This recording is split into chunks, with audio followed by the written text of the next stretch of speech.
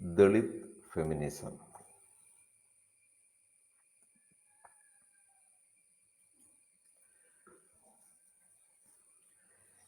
Southeast Asian countries of India, Pakistan, Bangladesh, Nepal, and Sri Lanka have a sizable Dalit population.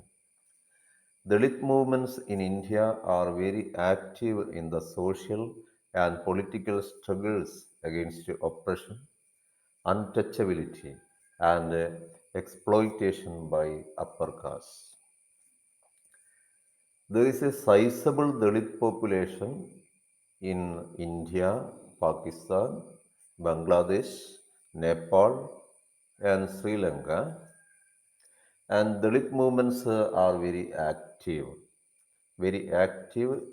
in the struggle against oppression, untouchability, exploitation by upper castes. But Dalit women are largely left out of these movements. We can see that Dalit women don't have much role in these struggle against oppression, marginalization, isolation, untouchability. They are largely left out of these movements. They are sidelines. They are sidelined by their own men. By their own men, they are sidelined. By the patriarchy in their society, they are sidelined. They feel as unrepresented. There is no one to represent them and unheeded, no one to listen to them. They are invisible in the feminist movement also. They are sidelined inside the feminist movement. They are sidelined by their own men, by the patriarchy in their own society. They feel that mainstream feminism has failed to address the issues.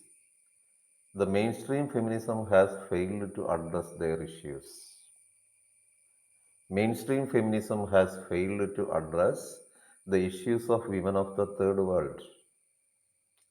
Social and economic backwardness is the main reason for the marginalization of the third world women.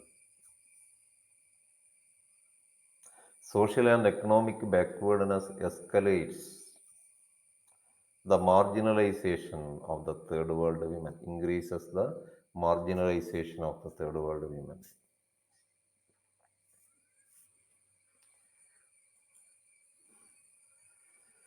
Dalit feminism challenges the tendency of the mainstream feminists to generalize the issues faced by women of different strata of the society.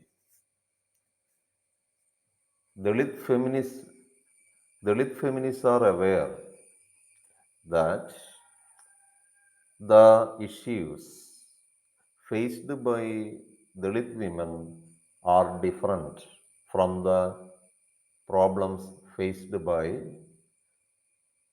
the upper caste women.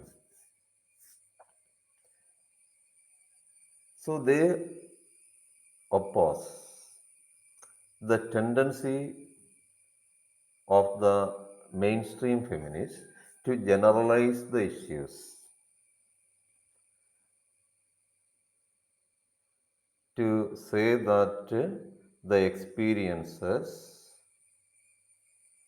of upper class women or the issues of upper class women and the issues of Dalit women are the same. They challenge this tendency of the mainstream feminists to generalize the issues faced by women of different strata of the society. They are aware that it is different. It is different. Dalit women cannot be compared to the upper caste women. The issues faced by them are totally different.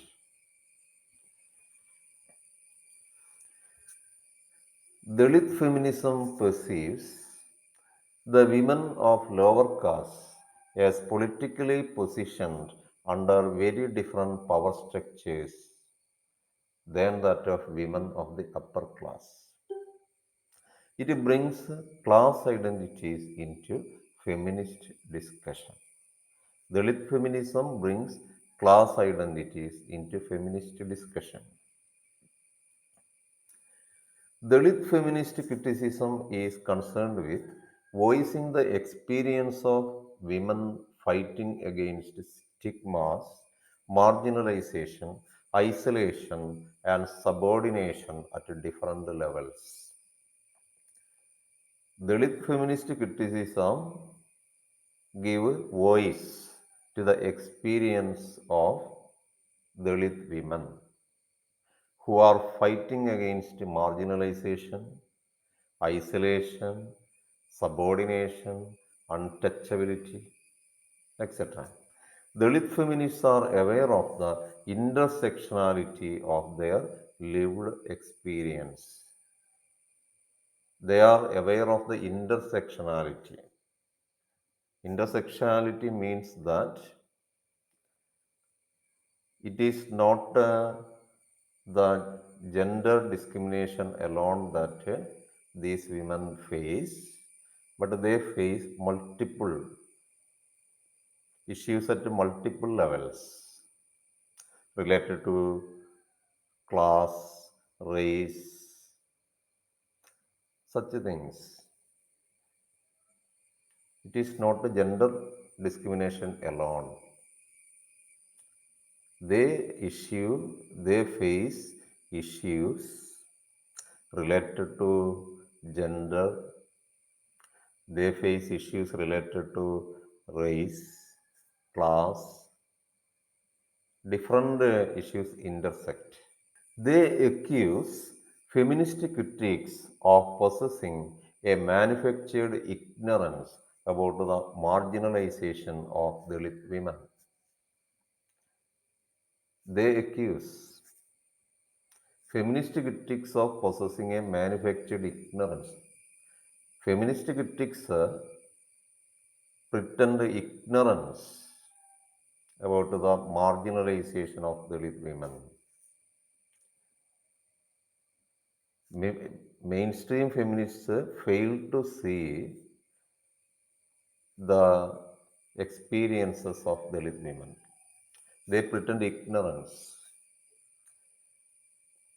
Both feminist literature and Dalit male literature have largely ignored the Dalit feminist writing and criticism. Dalit experience is ignored not only by feminist literature but by Dalit male literature. Dalit feminist writing in India has a history of more than 4 decades. Dalit feminist writing in India has a history of more than 40 years, more than 4 decades. The first generation feminists recorded autobiographical accounts of their suffering and struggle. The first generation feminists, they have published autobiographies describing their suffering and struggle. They were social activists who followed Dr. B.R. Ambedkar.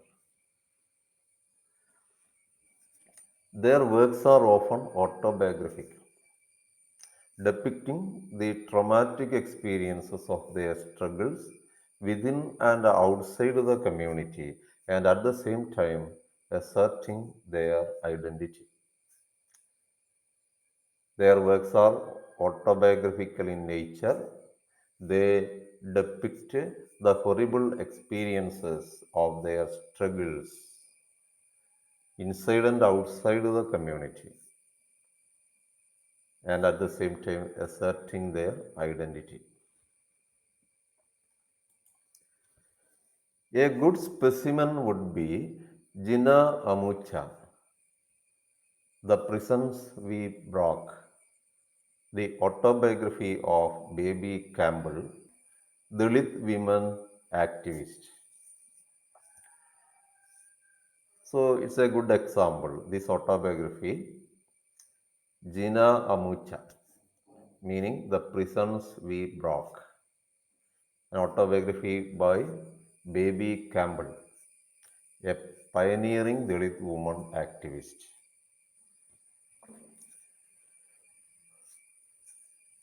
The second generation writers, including Urmila Pawar and Jyoti Lanchewar, went beyond the personal and politically critiqued the caste system and patriarchy within the caste. They wrote about the caste system and patriarchy. The second generation writers like Urmila Pawar and Jyoti Lanchewar. P. Shivagami, Suruba Rani, Meena Kandaswamy, Bama are a few of the writers who belong to this group. Dalit women write not only about their sorrows but also about their lively and rebellious culture, passion about life, and about their hard labor, hard work.